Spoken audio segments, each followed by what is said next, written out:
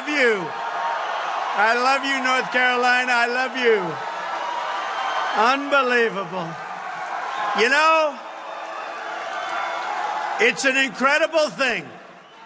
The system is rigged, but we're still happy to be together, right? It's totally rigged.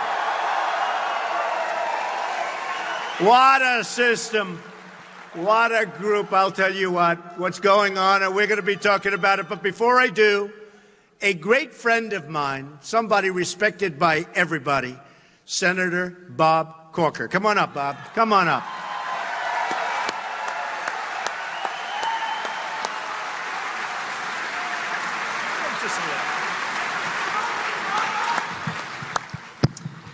I wasn't going to say anything. I just came to visit. But I have to tell you something. The rallies that I have back home aren't quite like this. Pretty good. Pretty tough. Pretty cool. Yeah, this is unbelievable, isn't it?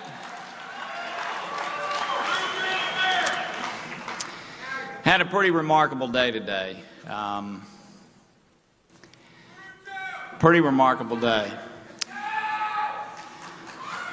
You know, it says a lot about a person to meet their family, spend time with their kids, if you will, Ivanka and Eric and their son-in-law, and to be around the people that have worked in the Trump organization for 25 and 30 years, to see the respect that they have for the person they've worked with, the father and father-in-law that they have, to see how he treats the people that are around him. So many times in these campaigns, people become caricatures of what the media makes them. And all too often, after a race is over, people realize they never really knew the person.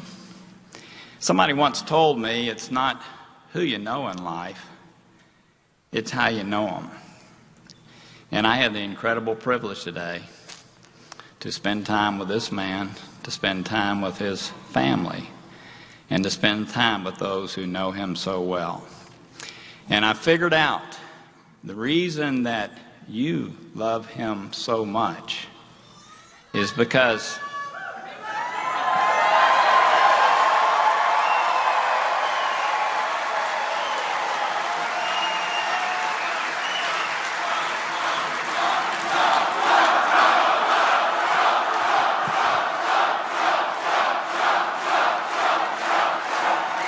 I'm taking up his time. Let me just say this. The reason you love him so much is because he loves you. He loves you, and he wants the best for you, the Republican nominee for President, Donald Trump.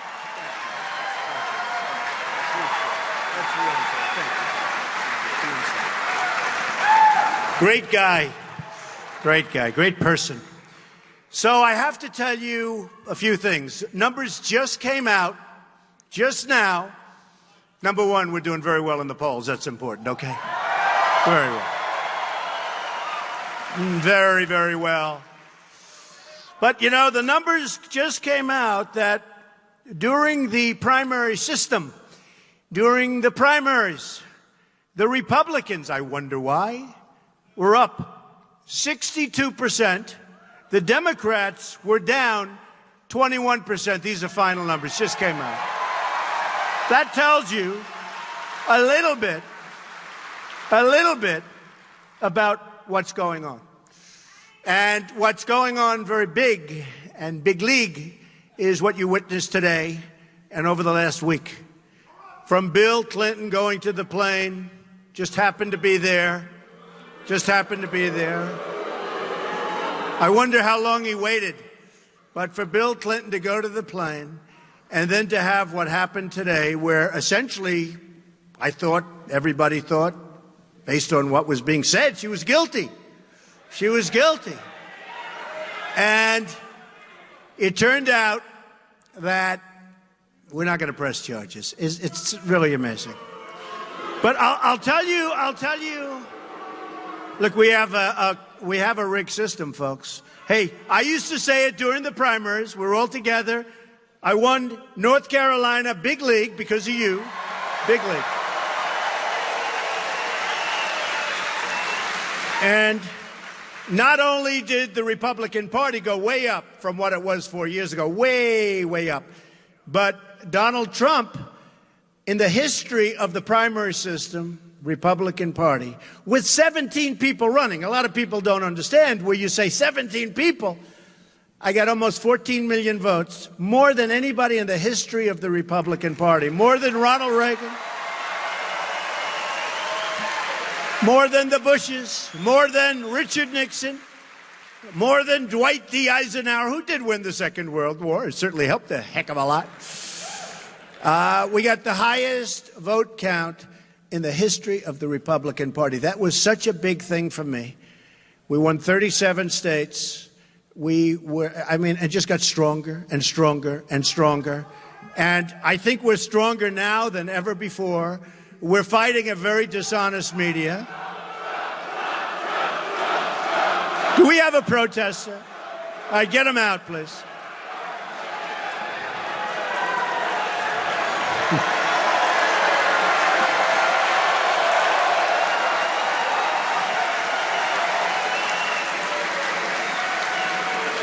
Oh, we love our protesters, don't we? It's the only time I get the cameras to turn.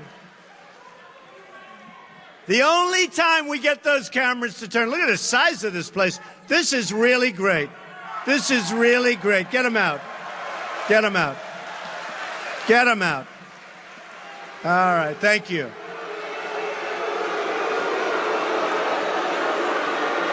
Thank you.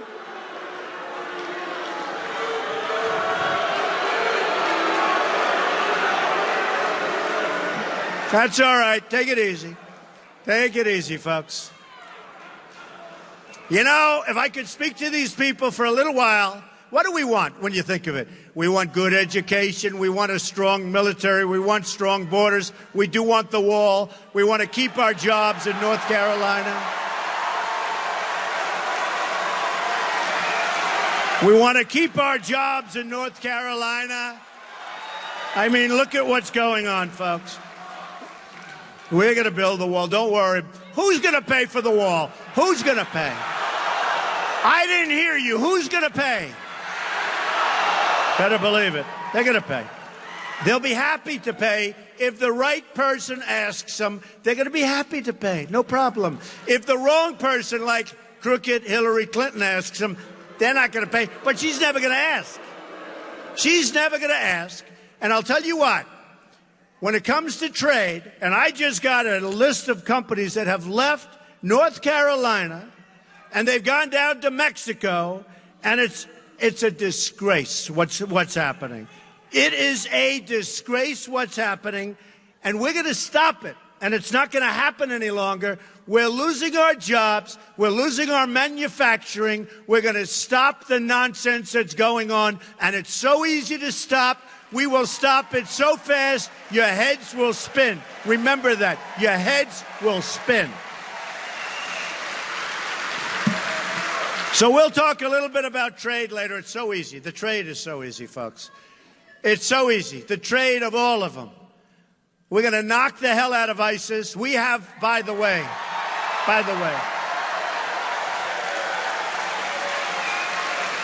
we have a president who's out campaigning for crooked Hillary Clinton, and he should be home working on ISIS, where the threat is getting worse and worse.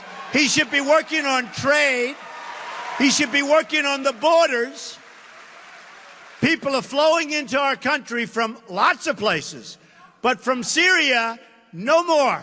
No more. Okay, they're not coming. No more. We don't know who they are. We don't know where they come from. They have no documentation. They have no paperwork. And who knows? Who knows? But you know what? We can't take any more chances, folks. We can't take any more chances. If you look at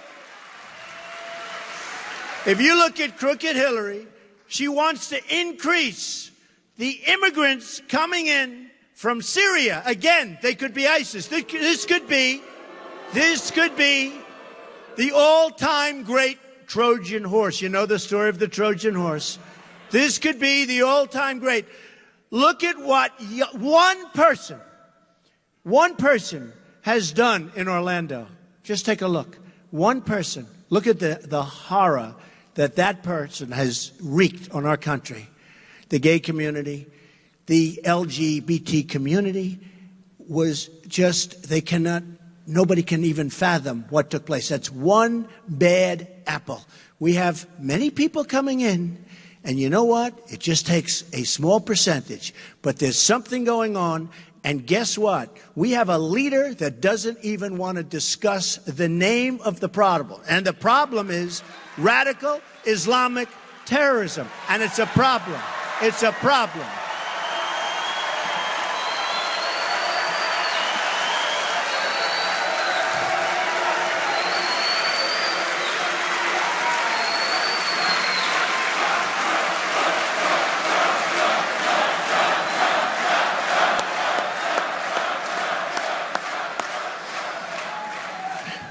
And we've got Hillary Clinton, who's weak, who's ineffective. She'll never be able to do the job.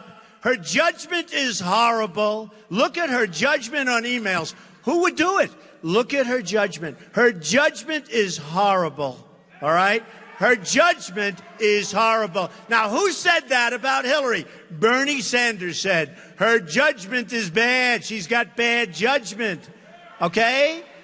Now, let me tell you, whether it's ISIS, whether it's trade, whether it's borders, whether it's jobs, it's going to be 4 more years of the same thing. The last thing we need is another Clinton, or the last thing we need is an Obama Clinton in the White House.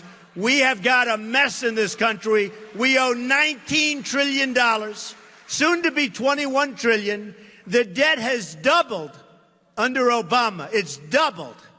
Wait till you see. We are sitting on a mess, and it's got to be taken care of. And the way it gets taken care of, at least that aspect of it, is jobs. We're going to bring jobs back to North Carolina. We're going to bring jobs back to our country. It's going to be America first. Not all these other countries that don't give a damn about us. It's going to be America first. America, America, America first.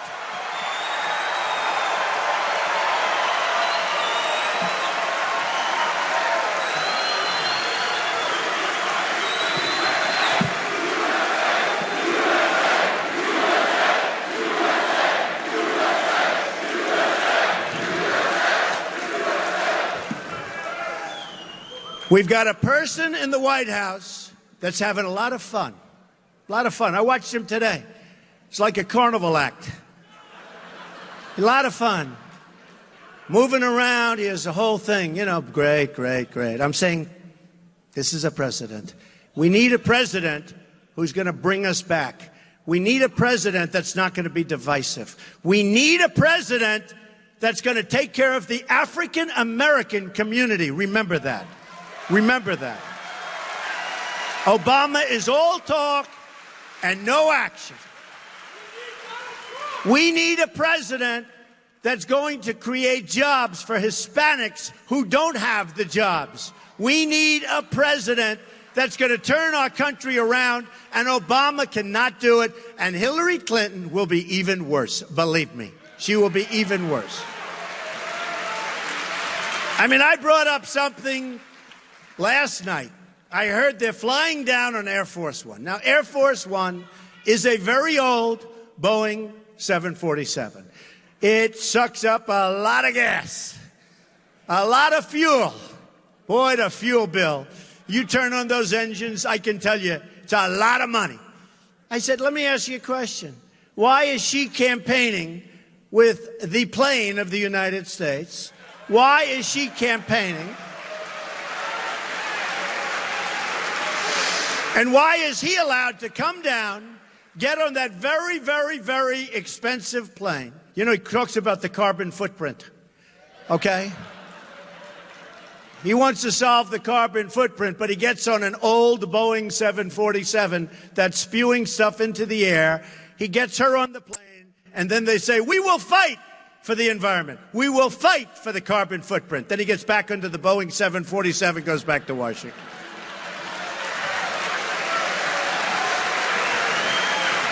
His greatest was when he wanted to play golf in Hawaii. So he takes the 747, and by the way, he's played more rounds just about than people that play professionally on the PGA Tour. I mean, this guy. And he gets on this plane, flies to Hawaii. He's there for a long time. Golf, golf, golf, golf, more. Learning how to chip, learning how to hit the drive, learning how to putt. Oh, I want more. Our country's going to hell. ISIS is laughing at us. They're chopping off heads. They're drowning people in steel cages. And he's out there playing golf with just about as long a trip as you can make from Washington. Then after a long extended vacation, he gets back on the plane, flies back, lands, starts talking about the environment. Okay, give me a break, folks. Give me a break. Give me a break. Now, you know, we need unity in the Republican Party. And I have to be honest, I think I win without the unity. But we need unity in the Republican Party. And for the most part, we have unity. We have some pretty good stuff. And we have some great people, like Bob, who just came up, and so many others, so many senators, so many congressmen and women. We have great people. But we need real unity. And the leaders have to get supportive. And if they don't get supportive, we're going to win anyway. Don't worry about it. In fact, probably I do better without the kind of support that we're talking about, because that's where I'm here in the first place. That's why I'm here in the first place. The convention's going to be terrific. We have great speakers. We have fantastic speakers. We have so many people that want to speak. You know, they give us the stuff, oh, they don't have enough. We have so many people that want to speak. I have made so many enemies by saying, I can't let you do it. But we want people that love our country and want to be there and that love our party.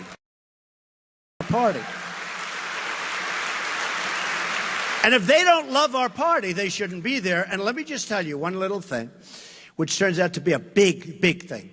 Defense is always most important, right? We have to defend our country. We're going to have to build up our military again. It's really depleted. It's in bad shape. We're going to build it up. We're going to take care of our vets like you wouldn't believe, because our vets are being mistreated horribly, horribly. Our greatest people. And we have a plan that's received universal, fantastic reviews. And I'm the only one. You know, I made a speech up in a great part of the world, okay? I won't even mention where. But I made a speech, and during the speech I said, let's raise some money for the vets. We ended up raising $5.6 million for vets. For vets. I gave $1 million, and we ended up, I could have just made a speech and left. And the press comes down. Well, he should have given here. He should have given it faster. We have to vet the vets. You know that, right? They're groups. Who knows? We have to check them out. But anyway, we raised $5.6 million for the vets. I am so proud of it. I love the vets. I have received more accolades from the groups. We're sending groups that never had money. 100,000, 200,000. In one case, 1.1 million. In another case, 250, 75,000, 50,000, all of these groups, I don't know, 30-something groups. It was so beautiful to see. You, all of us, we have received accolades. And I say all of us because this is a movement, folks. This is not like a normal situation. Look at this room. Look at the size of this room. And there are thousands of people, and I got wiped out getting off the plane. It was raining and windy, and I want to tell you, it's actually beautiful. Beautiful. And now you know it's my hair, because any hair that could withstand that wind. The pilot, it is my hair. The pilot said, sir, I'd wait about 10 to 20 minutes before you get out of the plane. I said, why? He said, 35, 40 mile an hour gusts, raining. I said, no, we're not going to keep these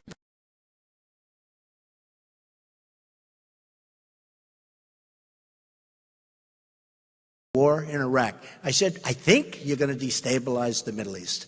I think you're going to have a lot of problems. Who would have known this is going to happen? And on top of everything else, what else did we get out? Other than a total destabilization, a total mess, thousands and thousands of our lives and other lives, their lives, thousands and thousands of our young people's lives destroyed.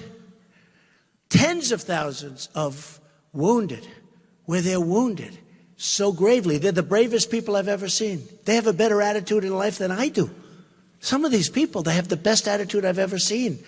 I work with them. We help them. And they have the best attitude I've ever seen. I've never seen anything like it. I'm serious. They have a better attitude about life in some cases than I do. These are amazing, amazing people. We shouldn't have done it. But what did we get out of it? We got ISIS on top of everything else. Now we have a president that doesn't know what the hell he's doing. He doesn't have a clue, folks. And instead of staying there with a fairly small force, he announces to the world he's going to take everybody out. And they'll be out by a certain date. And the only thing that was a little surprising is the enemy didn't believe him, because they said nobody could be that stupid to announce that we're going to be out on a certain date.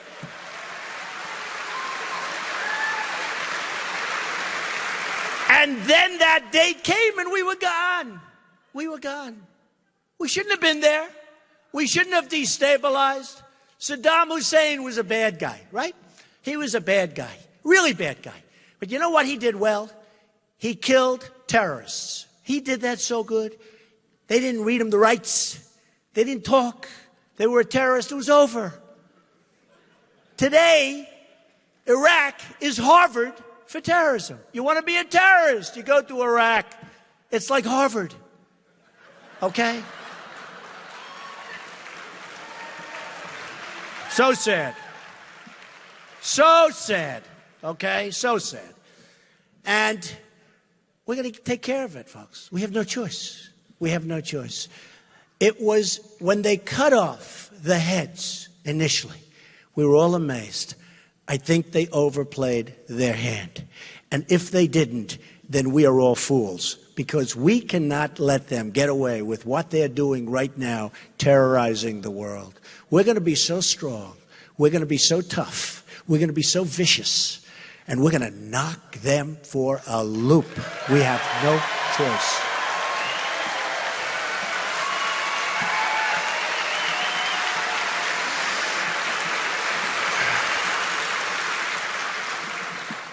So I wrote some notes coming in the plane because I was watching this tragedy that took place today and over the last few days. It's a tragedy because we're a country of law.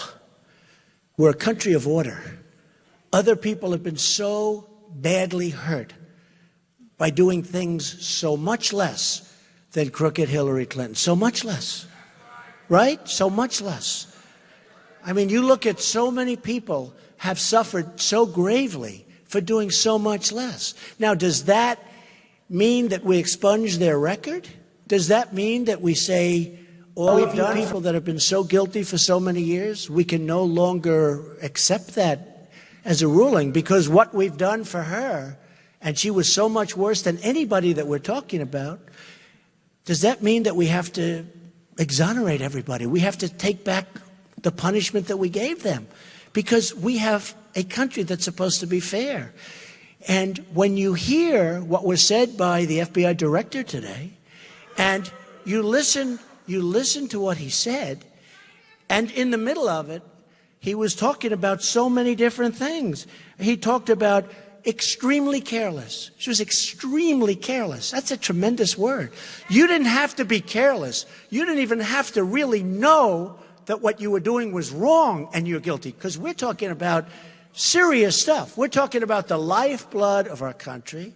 We're talking about the safety of our people. The laws are very explicit. Stupidity is not a reason that you're going to be innocent, okay? It's not a reason.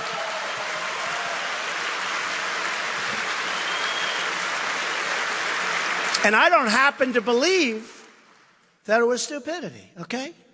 But even stupidity is not a reason. And boy, what they've done. So I wrote this out, and I'm going to read some of it to you.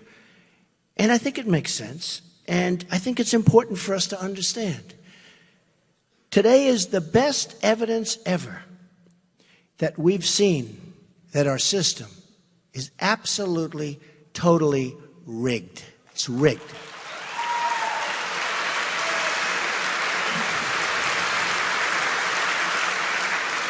And I used that term initially when I was running in the Republican primaries, and I was the first to use it. Then all of a sudden it became a hot term. Everybody was using the word rigged, rigged, rigged. But if you remember, I'd win Louisiana, and I'd find out I didn't get enough delegates. What happened? And places like Colorado, which was so good to me. But all of a sudden we find out that they don't have the vote. And other things. Okay, I used the word rigged. And frankly, I'll be honest. If I didn't win in landslides, I wouldn't be standing up here. You'd be watching some politician who would lose to Hillary Clinton. Okay, believe me. Believe me. I started winning. I learned about rigged very fast. I learned. But I used the term rigged. Then all of a sudden, Bernie started using it and other people. Now everyone talks about rigged. But I'm going to keep using it because I was the one that brought it up, and I'm the one. And I asked a couple of political pros, you ever hear the word rigged? It's a rigged everything. And they really, there hasn't been a thing used. I guess it has to be somewhere along the line, but it hasn't. But think of Bernie Sanders. Who's the most angry about this? I think the one with the most to lose is Bernie Sanders. Because honestly, he was waiting for the FBI primary. And guess what? He just lost today the FBI primary. He lost the FBI primary. Bernie, my poor Bernie. Oh, Bernie. I feel so badly for Bernie. But you know what? A lot of Bernie Sanders supporters are going to be voting for Trump because Bernie Sanders was right. Bernie Sanders was right about a couple of things. He's right about the system being rigged, but he's also right about trade. Our trade deals are a disaster. They're killing our jobs. They're killing our families. They're killing our incomes. I mean, people in this room, many people in this room, and I'm going to fight for you because it's going to be changed fast. Many people in this room are making less money today than they made 18 years ago, effectively. And they're working 2 jobs instead of 1. And this horrible, stupid Obamacare is a killer, which is giving them part-time employment when they never had part-time employment in their lives. And the premiums are through the roof, and the deductibles are so high that you'll never be able to use it unless you die a very vicious, long, slow death. Okay? And it's going to explode in 17 anyway, and we're going to replace it before it explodes. And we're going to replace it with something that's great and that's less expensive, both for yourselves and for the country. It's a horror show. You have to see what I'm hearing. In Texas, going through Obamacare, Blue Cross Blue Shield raised 60%. You saw that last week. A 60% increase in premiums, Blue Cross Blue Shield, through Obamacare.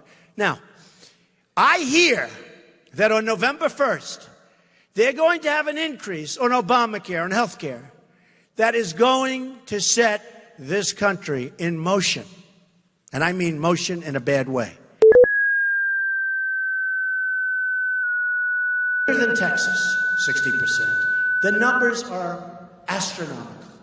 And what they want to do is they now want to take those numbers and move them from November 1st to any time after the election. And we're not going to let them get away with it, folks.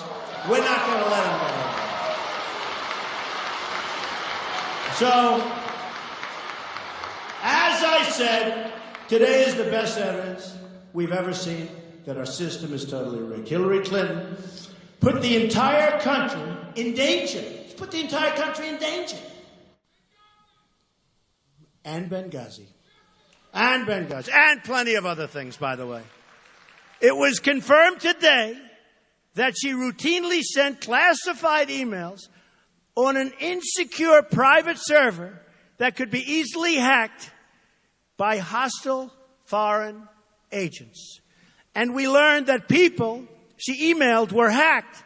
And probably, I think maybe definitely, were hacked by these hostile actors. And these are bad but very, very smart people. A hell of a lot smarter than what we have in Washington. That I can tell you. Our enemies may have a blackmail file on Crooked Hillary, and this alone means that she should not be allowed to serve as President of the United States.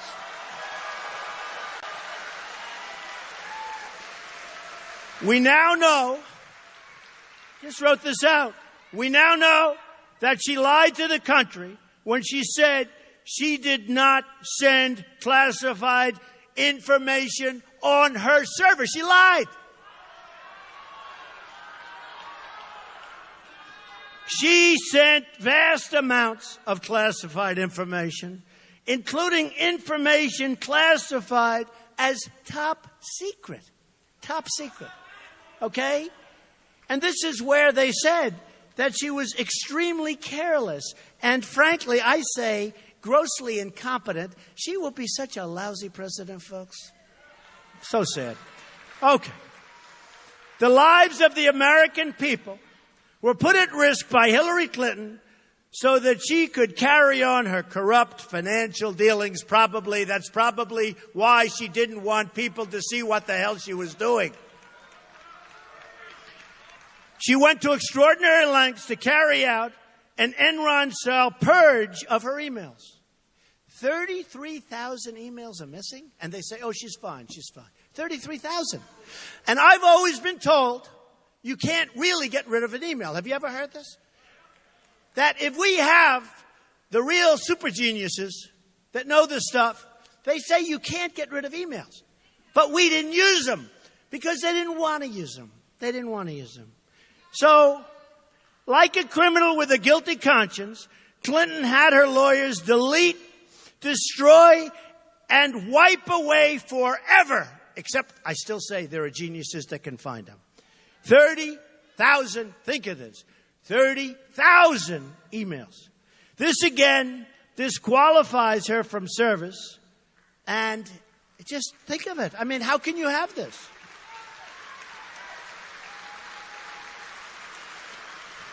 We know now that these deletions included emails that were work-related. One more big, fat, beautiful lie by Crooked Hillary. Any government employee who engaged in this kind of behavior would be barred from handling classified information. Again, that alone disqualifies her. And again, Bernie Sanders talked about bad judgment, but he's not happy tonight, folks, because now it looks like it's over for Bernie. But you know what? I have a feeling they're going to have a lot of people marching on Philadelphia. Let's see what happens, okay? Let's see.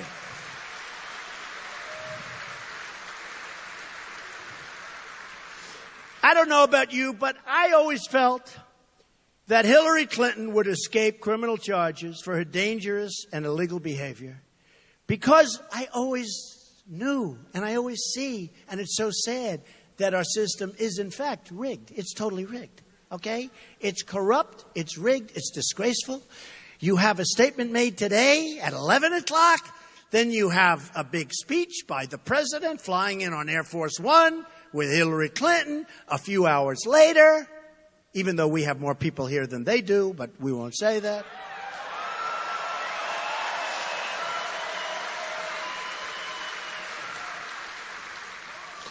So the AG met with the president, had to, before the announcement. I mean, how about that?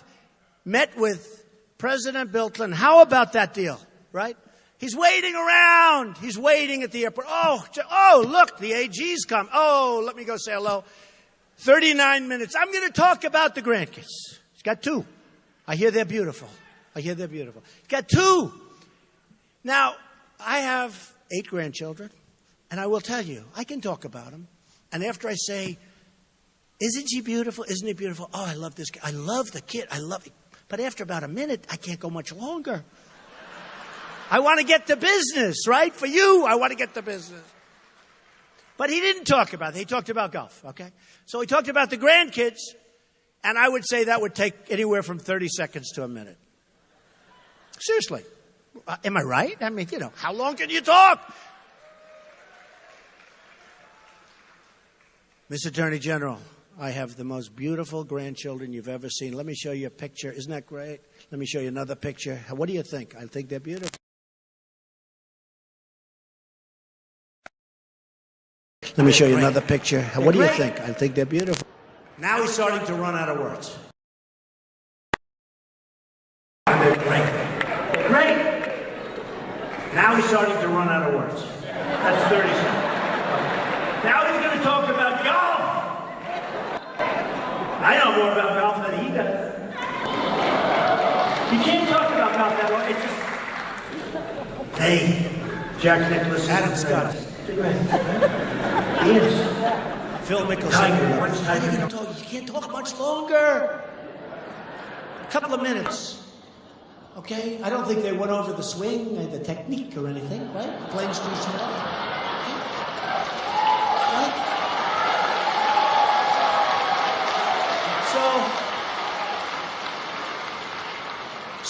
So give the grandchildren 2 minutes. Give the golf 3.5 minutes. That's a long time to be sitting there twiddling your thumbs. What else are we going to talk about? Let's talk about Hillary. Let's talk about Hillary. Did you see today Hillary announced that she may consider the Attorney General? I'm not casting aspersions on anybody, other than Hillary, of course. But she may consider the Attorney General, who's ruling on her case now. Now they're ruling on the case, to continue forward as Attorney General. Now, how do you make that statement when they are going to rule? Because remember what happened. The FBI makes their recommendation, and then still it's up to the Attorney General's office. So Hillary said today, at least according to what I saw on television, which you can't always believe. I actually found it hard to believe she'd say this. But she said today that we may consider the Attorney General to go forward.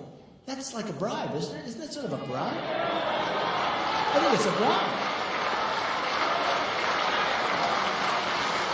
I mean, that if she wins, she's going to consider extending the Attorney General. And you know what? I'm not knocking the Attorney General. What I'm saying is, how can you say that?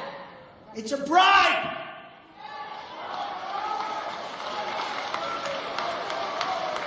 I mean, the Attorney General sitting there saying, you know, if I get Hillary off the hook, I'm going to have 4 more years or 8 more years.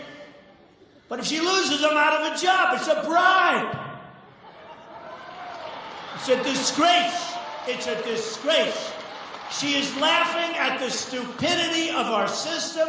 She is laughing, and so is her husband, Bill, laughing at what's going on. Because, and they've been there before, you know, they've been there between Whitewater and all of the others. They've been there. Look at her cattle futures. I mean, she did better with cattle proportionately than people that have been in the cattle business all their lives and have made millions in the cattle. She did better than they did, and she never did it before. I wonder how that happened.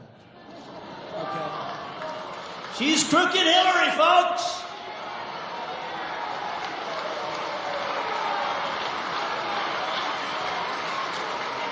And now with all of that going on, you have Obama campaigning. And he's campaigning, and this was set up a long time ago, and he knew that the FBI was going to do this because it would have been very uncomfortable for him to campaign with her, actually, if they didn't take a pass on crooked Hillary. So they take a pass. They announce they're not going to press charges. Lo and behold, a few hours later, let's have a press conference. Let's do a speech together. By the way, her speech was terrible. I watched it. How boring was that speech? Do we like Trump better? Do we like Trump better?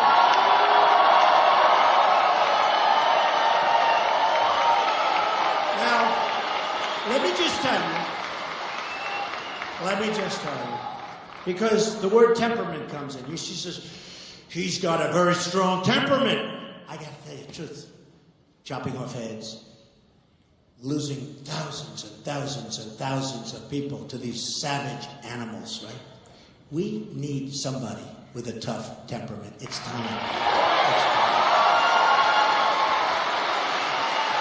And I'll tell you, whether it's on trade, whether it's on military, whether it's at the border, the last person these other countries want to see as President of the United States, because I'm going to be fighting for you, not fighting for them. I'm going to be fighting for you, is Donald J. Trump, the last person.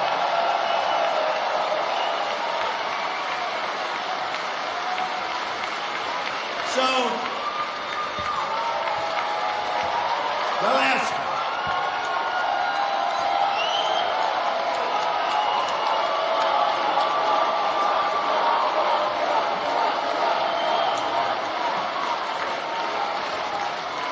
So a very amazing and prestigious man, I won't use his name, but some people will know who I'm talking about. I was at his house, and he said, Donald, I thought you were totally wrong. I thought you were much too tough on China. I thought you were much too tough on Japan. I thought you were much too tough on Mexico and all of these other countries that you're talking to with respect. But I thought you were much too tough. And for a year, I've been telling people he's being too tough. I thought you were much too tough, Donald, on Saudi Arabia. Much too tough. I thought you were much too tough on Japan. Because as you know, and as you never knew before I got involved, we pay for a big portion of Japan's military. And I want them to help us out. This isn't 40 years ago. This isn't 30 years ago. They're sending cars to us by the millions. And believe me, we don't need more Iran deals done by incompetent people. We need smart people. We need great negotiators. And believe me, I'll head it up. And I know what I'm doing. But we have the greatest negotiators in the world. And we don't use them. We use political hacks. So we take care of Japan. And we take care of Germany. And we take care of, I would tell them, lots of places. South Korea. We have 28,000 soldiers on the line between North and South Korea. South Korea, order a television. See if you can buy one in the United States. You know what the answer is? You can't. Order other things, many other things. See if you can buy them. Hey, who just moved to Mexico, right? Who just moved to Mexico from Indiana, the great state of Indiana that gave me another great victory, right? Carrier. So we don't make that anymore. So Carrier's moving. By the way, I would tell the people at Carrier, love you people. Every time you make an air conditioning unit and enjoy your beautiful factory, you're going to send it through that border, which is now a very strong and secure border, and you're going to pay 35% tax. And you know what? They're not leaving. They're not leaving, folks. They're not going to leave. Now, Hillary Clinton wants it. And I'll tell you, the press doesn't treat it right. One person actually at the New York Times, David Sanger, treated it right, along with Maggie. They wrote a story that was pretty accurate, about 82%. But I mention this all the time, and the press will go, Donald Trump wants Japan to go nuclear. I didn't say that. You have to be prepared always in a deal to walk. For instance, with the horrible deal we made with Iran, the horrible deal, the incompetent deal, Kerry should have picked up and walked a couple of times. He should have walked when they said they won't give back our hostages until the deal is over. He should have walked. And then he should have walked, doubled up the sanctions, and by the time they landed back in the United States, they could have turned the plane around, you would have had those hostages back instead of waiting for years.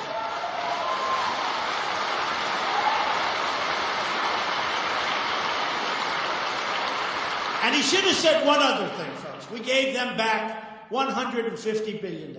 I would have said it differently. I would have said, you know, my father used to say, son, you're too tough. Take the lumps out, soft, nice and easy. My father was great. Good salesman, good builder. He loved to build houses. He was a good builder. I learned so much from him. And he was a great guy, a lovely guy. I loved my father. But he used to say, son, you're too tough. Take the lumps out. So in the old days, I would have said, we're not giving you the $150 billion. And they would have been angry and we would have had lots of problems, right? I wouldn't say it that way anymore. My father taught me too well. I would have said, fellas, And it is all fellas, I hate to say. They haven't figured out that the women are smarter than the men yet, okay? They will. They will. It'll take about 150 to 200 more years, but they're going to figure it out, okay? Then we're really in trouble. Can you imagine? Because the Persians are great negotiators, and they totally out-negotiated. So I would have said, fellas, do me a favor, we have a problem.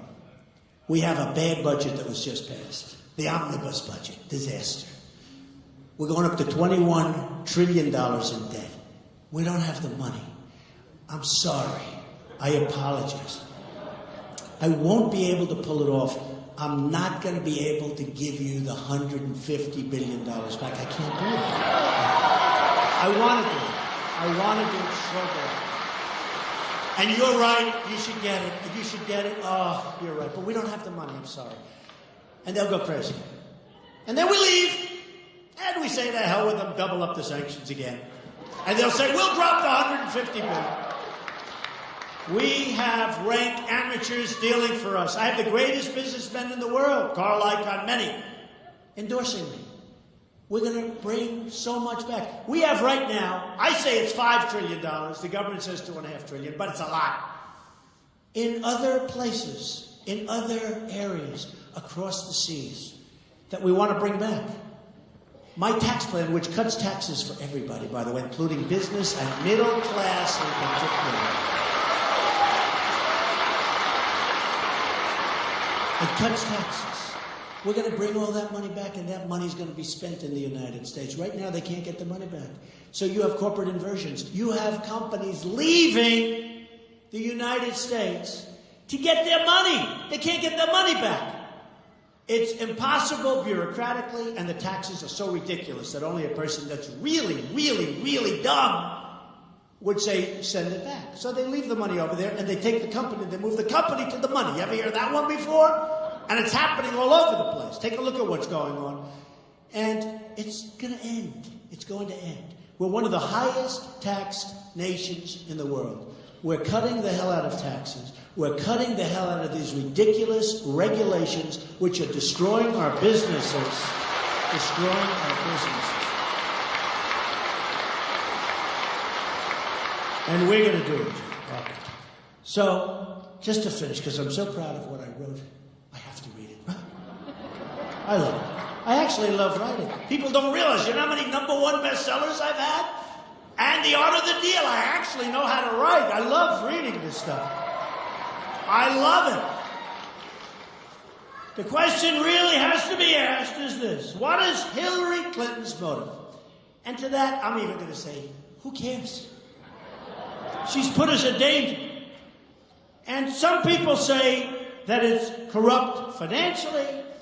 I don't care what her motive is. All I know is she had a motive, but she's erased so many emails, we'll never find out.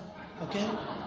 Bill and Hillary Clinton raked in millions of dollars from foreign governments, special interests, and international corporations in exchange for favors, folks. For favors. She's crooked Hillary. Don't you understand that? This is one of the most crooked politicians in history. These entities either funneled money into the Clinton Foundation or paid Bill Clinton lavishly for speeches. Got paid a fortune. At least 60 companies that lobbied the State Department during Clinton's tenure as Secretary of State donated a total of $26 million to the Clinton Foundation. Okay, 26 million. And she's dealing with these countries. Bill Clinton, and by the way, many of these countries treat women and want to enslave women, and they treat women horribly. And as far as the gay community, they push them off buildings, and they kill them, and they execute them. And she has tens of millions of dollars from these countries. Believe me, I am better for the gay community. I am better for women than she will ever be on her best day. On her best day.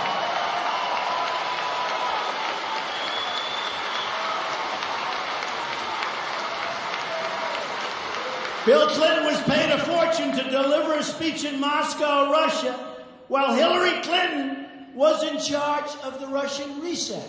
Another disaster. Bill Clinton was paid money by the Chinese government, a lot, and its supporters, while Hillary handled China policy. And during this time, China was stealing hundreds of billions of dollars in United States intellectual property. Okay, folks? We could go forever. ABC News said President Clinton accepted speaking fees from numerous companies and individuals with interests pending before Hillary Clinton's State Department. Oh, that's nice. That's nice.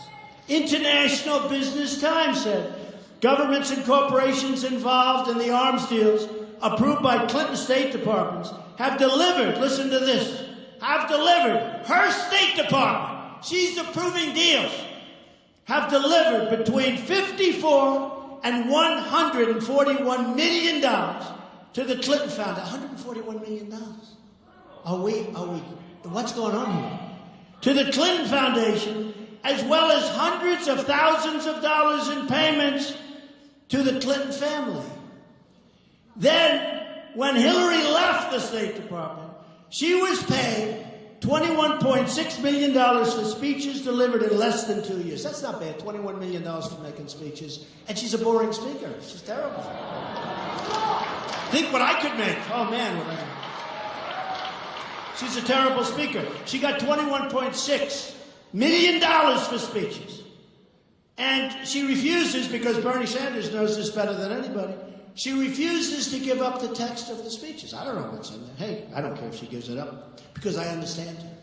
And I understand many of the people that are her supporters. And by the way, many of them are friends of mine. And they're going to own her, folks. They're going to own her. Don't forget, I used to be on the other side of the equation. I used to be establishment. Then on June 16th, I ran. And everyone said, oh, he's no longer establishment. He's not supposed to be running. He doesn't need our money. That's terrible. And I put up $55 million approximately in the primaries and won, big league. And then, and I'm putting up money now, but I'm raising a lot of money. It's good, it's good, it's really good. We're going to win back from these thieves and these crooks and these horrible presidents, these phony presidents. And I mean it, what I say. When Obama can take all of this time off, when you have bombings all over the place and you have ISIS as an example, and all of the bad deals, when he can take that kind of time off to spend it with Hillary Clinton, with the seal of the president in front as she stands there, she doesn't look presidential to me, folks, I can tell you that. She doesn't look presidential. Hillary also had reason to hide her foreign policy disasters and the decisions that went into them. Her push for regime change in Libya, Egypt, and Syria has been a total and complete disaster. Her Iraq policy has been catastrophic. She's unleashed ISIS across the Middle East with her bad decisions and her bad judgment. And she's going to do nothing about it because she's a weak, weak person. She doesn't have the strength, and she doesn't have the temperament, believe me. There's going to be more of the same, folks, more of the same. In 2009, before she took office, Libya was cooperating. Syria was under control. Iraq was seeing a reduction in violence. And Iran was being choked, absolutely choked, financially. They were dying. Now, after she left, ISIS controls huge portions of Iraq. Syria and Libya committing unspeakable, inhuman atrocities and trying to launch attacks against the West. Iran, meanwhile, has been placed on the path to nuclear weapons, has become a true power. They've become a true power in the Middle East and beyond. Well, they weren't a power. We gave them power with that horrible, horrible deal. So Hillary Clinton's policies have spread ISIS and made Iran the dominant Islamic power in the Middle East. Hillary Clinton can't keep her emails safe. And you know what, folks? She sure as hell can't keep our country safe. Can't do it. Can't do it.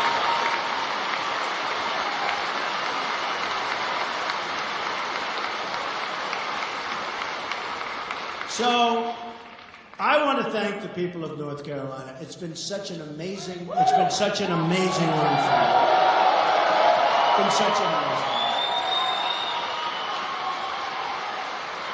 We've had a lot of good times. We've had a lot of fun. We've had a lot of speeches. We've had a lot of good times together, though, seriously. And, look, we need change. Not Obama change. Remember Obama used to go, we need change. It sounded so good.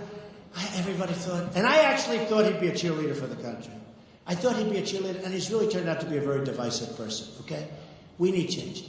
And I hate to use the term, but we really do need change. We need fresh, tough, bold ideas. We need people that know what they're doing. We need people that aren't worried about political correctness. We can't use that term. We can't use that term.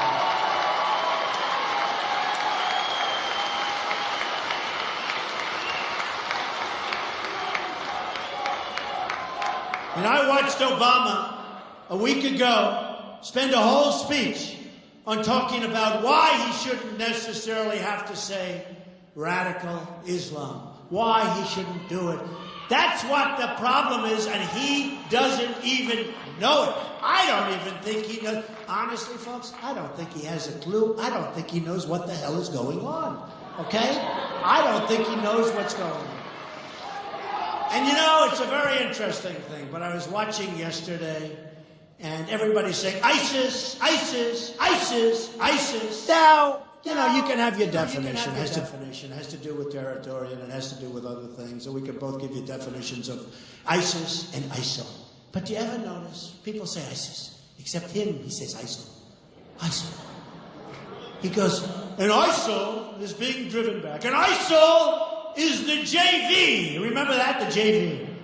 Man, if that's the JV, I sure as hell don't want to see the varsity, right? Don't worry. Don't worry.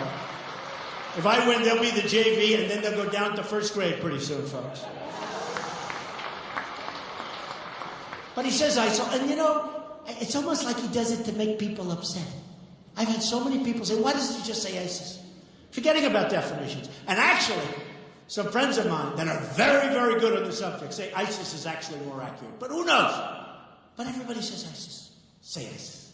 It'll be so nice, right? Right? Don't say ISIL. And ISIL will be driven back. You know, it's always, ISIL will be driven back. In the meantime, it's a disaster. It's totally a disaster. Remember this, and I said it before. Our military is depleted at a time when probably in the history of this country, we need strong military.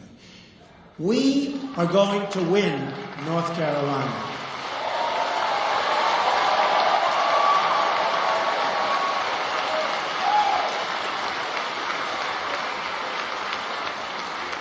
We are going to get rid of these fools that are running our country. They're fools. We are not going to go 4 more years that even the FBI today talks so horribly about this person. To a point where you said, how can you possibly say no charges? What they said and what he said today was so bad. So here's what we're going to do. We're going to start winning again. We're going to win so much, you're going to be so sick of winning, folks. Oh, you're going to be so angry at me. You're going to be so angry at me. You're going to have your lieutenant governor who's here. You're going to have your head of the Supreme Court who's here. These are great people with great, where are they? Are they around here someplace? They're here. Stand up. Come on, stand up. Beautiful. These are great people. With great reputations. I will tell you, outside of North Carolina, they have great reputations, okay? And you're lucky now. But here's what we're going to do. We're going to start winning again. We're going to win at every level. We're going to win with our military. We're going to take care of our vets, and we're going to really take care of our vets. And it's not even a question of money. It's a question of competence. We're spending so much money, and it's corrupt. It's a corrupt enterprise. The Veterans Administration, you look at what's going on in Arizona with the VA. It's a corrupt enterprise. So we're going to start winning. We're going to win on the Second Amendment. We're not going to let people take our guns away.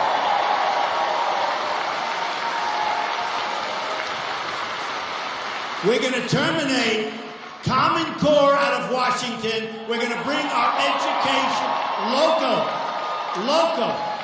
So we can have our local people who love our children and who really understand our children, give them the kind of education that we want. We're going to repeal and replace Obamacare so quickly. We're going to create strong borders. We're going to build our wall. We're going to stop drugs from flowing into our country like water. It's flowing into our country like water. We're going to protect our states. We're going to protect our youth and others from the drugs that are flowing through the southern border. We are going to make the greatest trade deals anyone's ever made. We're going to bring our jobs back. We're going to bring manufacturing back. We're going to be selling things to other countries. We're not going to let countries come in and take advantage of us, take our companies out, sell their goods with no tax, with no nothing, and then when our manufacturers want to go to China and other places to sell their goods, they can't get their goods into the country. Because the Chinese say, we don't want your goods. So they dump onto our land, and they dump their steel, and they dump their aluminum, and they destroy our factories, and they destroy so much. And you know what, folks? We're going to end up doing our own products, largely again. And you know what? Let me tell you. Our products, and I am not for isolation. This is only if they don't behave. But they devalue the currency. They make it impossible for our companies to compete. Every time we start to do well, various countries that are grand masters, they start devaluing their currencies, and our countries go from, boy, I'm feeling good today, to, oh, here we go again. You can't compete. It's cheating. It's a big form of cheating. We are going to take care of our manufacturers, and we're going to start making product again. And let me tell you something. We may pay a little more for the product, but we're going to have all those jobs that make the product. In the long run, we're going to be much better off. Much better off.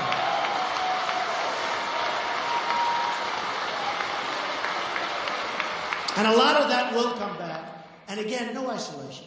We're going to have fair trade. We're going to have free trade. One of these people sitting right up there asked me the other day, what do? Do you call it fair trade? Do you call it free trade? It's all good. I can give you 10 different names for trade. Here's what I call it.